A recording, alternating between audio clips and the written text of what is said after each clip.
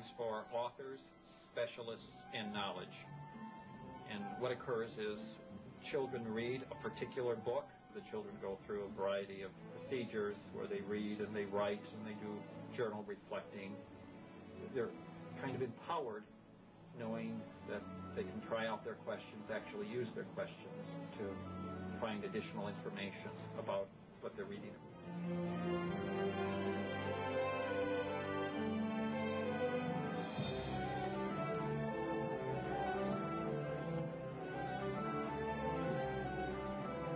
This morning we're going to be starting a new project. It's called Project ASK. And ASK stands for Authors, Specialists, and Knowledge.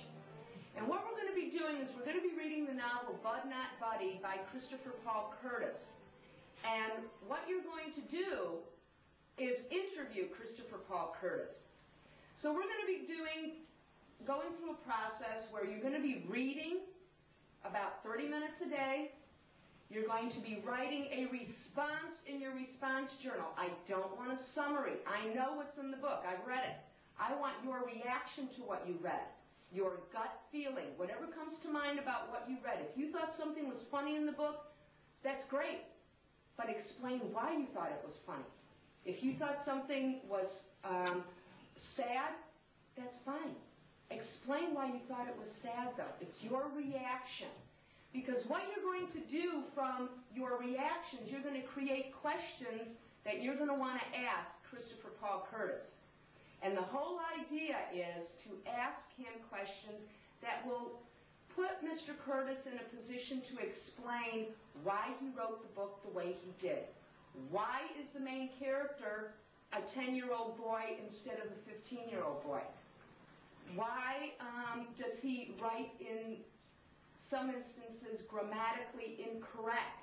You will notice in this book that it's not perfect English, which is really strange because since the beginning of the school year I've been telling you, you have to put the commas in subject-verb agreement. That's not how the book's written.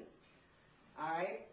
So in these questions, you're going to want to ask Mr. Curtis why he wrote the way he did. What was he trying to accomplish? And then we're going to go through the questions and we're going to rewrite them as many times as it takes to rewrite them, and we're going to put them on index cards, and then we're going to practice. Okay, someone, give me a reaction, not a summary. I want a reaction of what was read today. Julia. I can't imagine living in an orphanage, not knowing when you're going to pass leave. That would give me lonely feelings. Very good. And for most of us, actually all of us, that's a real hard thing to imagine because we all know where we're going at the end of the day. We all know what time we're going to bed. We all know what time we're getting up and who's going to be there when we get there. Bud didn't know that from the time he was 6 years old. Kindergarten. Anybody else have a response, a reaction, not a summary? Michael. When Bud's mom died, it made me feel sad because Bud was only 6 and he had to go to an orphanage. All right. Michael stated that that part made him feel sad. Now he went on, took it one step further and explained why. He gave his reaction and he gave his explanation. You can tell. These are gut reactions, feelings about what was read, not a summary. Now, the questions. There's 2 restrictions to these questions. In other words, there are 2 types of questions that you're not going to be allowed to use. Number 1, if the answer can be found in the book, you can't use the question. Why ask the question when you can find the answer out on your own? And the second restriction is the answer has to be more than a simple yes or no. Desiree. In the book, you didn't describe the orphanage in detail. What image did you want the reader to have of the orphanage? Okay, that's good. Excellent question, because now Christopher Paul Curtis is going to explain how he wants us to think the orphanage looks like, all right? Another question. We're going to start it in the book. Cassie. In the book, Jerry looks up to Bud like a big brother. When you were growing up, did you have someone like Bud in your life? Good question, because we want to know where Christopher Paul Curtis got the idea to have Jerry look up to Bud. Jerry was 6 years old in the book. Bud was 10. That's a big difference when you're only 6 years old.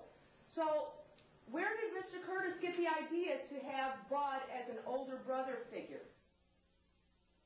Okay, some of you are finished reading the book, and you have a journal response for every day that you've read. Now what we're going to do is create questions that we would like to ask Christopher Paul Curtis. All right, so here's what's going to happen now. You're going to pair off with a partner. With your partner, you're going to go through both of your journals, and you're going to go through all of your questions, and you're going to eliminate the doubles. Meaning if both of you have the same question, one of you is going to eliminate it out of your journal. No need to use the same question twice. All right? After that, with your partner, you're going to pick 6 of your best questions. So in other words, you've got to go through all of your questions, and you have to decide what makes a good question, what makes a not so good question. What would you have to do to make it a better question? You're evaluating what you've written. So with your partner, you're going to choose 6 really good questions. How did you think of Bud Caldwell? Or, how did you think of his character? That's a good question, but you can change it a little bit. Okay. You got one? What is the biggest message that you want your readers to get out of this book? Oh, I like that one. We'll put that one down. Okay. I got it. How about, in the book, Bud Caldwell was a street smart kid. Where did you get the idea for someone who is street smart like him? That's a good question. I did not read that in the book. Okay. In the book, Bud experienced loneliness. Have you ever experienced such loneliness? Bud experienced loneliness. Have I ever experienced loneliness? Everybody's been lonely at some time in your life. Sure, I've been lonely. There have been times when I was lonely. Nothing as severe as Bud's, though. Bud was really lonely because Bud didn't have anybody who cared about him. I've always been fortunate enough to have people who cared about me, and my loneliness really stemmed from not having them around, while Bud's loneliness stems from not having anybody around.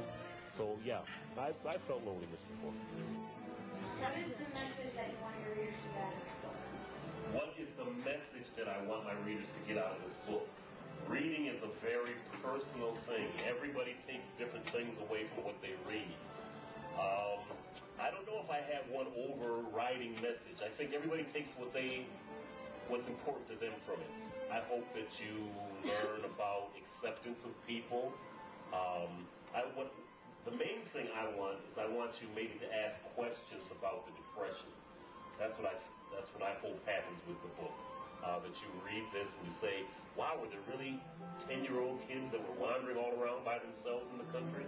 And there were hundreds of thousands of kids whose parents didn't have the money to take care of them, and they just had to go and fend for themselves. Hi, I'm Emily. I'm not quite too nervous, just a little, but that's okay. What do you think Kenny Watson and Bud Caldwell would say to each other if they ever met? Oh, wow, that is an excellent question. I've been interviewed 9 million times over the last month about things, and I've gone to 1 billion different schools, and I've never been asked that question. That is a very good question. Good, well-thought-out question. I think they'd have fun together because I think they both really kind of look at life in the same way. They both are pretty optimistic little guys, and they're both tough in their own way. So I think they'd have a lot of fun. I think they'd be very good friends.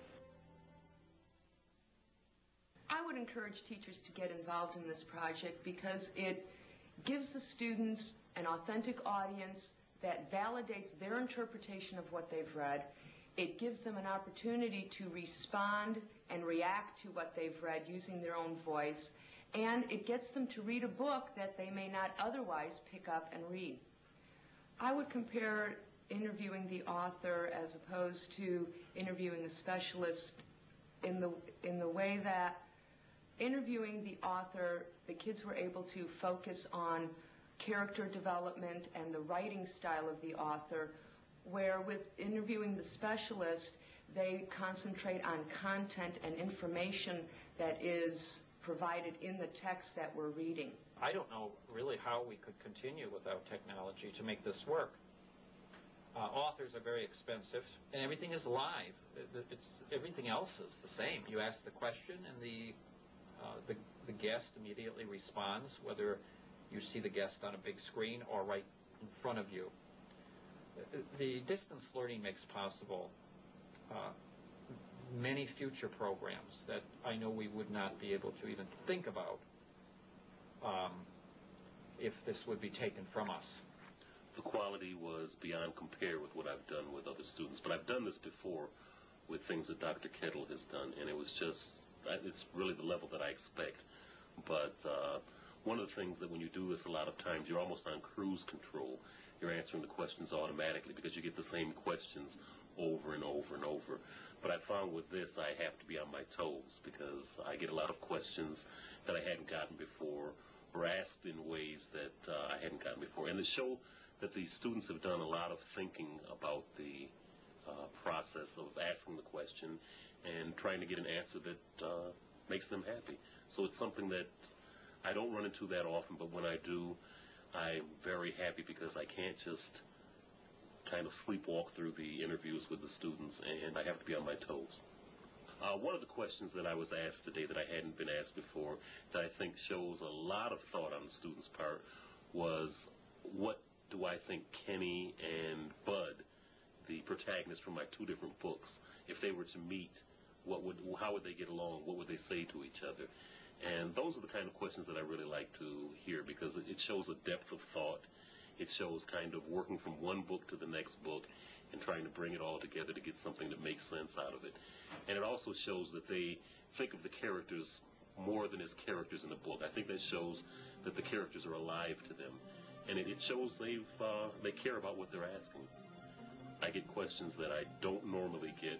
Most of the times, I think the students are only capable of asking a certain type of question. I think they need guidance. I think they need something that shows them the proper way to frame a question, the proper way to ask the question, to understand exactly what it is they're asking for. And that way I don't get questions like, how tall are you, or things along that line, or the questions are very simplistic. What happens after this? You don't get a lot of questions like that. These students are miraculously prepared, I think. And one little girl had asked me a question. She said something about page 15, and of course I don't know exactly what it was she was talking about. And I was kind of leery of asking her because I didn't want to embarrass her and see if she really was able to go into any more depth with the question. But I took the chance and I said, well, I don't really know what happened on page 15. And then she just rattled off exactly what it was, and I knew exactly what she was asking. So I think that teachers should be encouraged to follow up on something like this and to go along with it. It's like I said, this is the second or third time that I've done it, and it's beautiful. It works very well.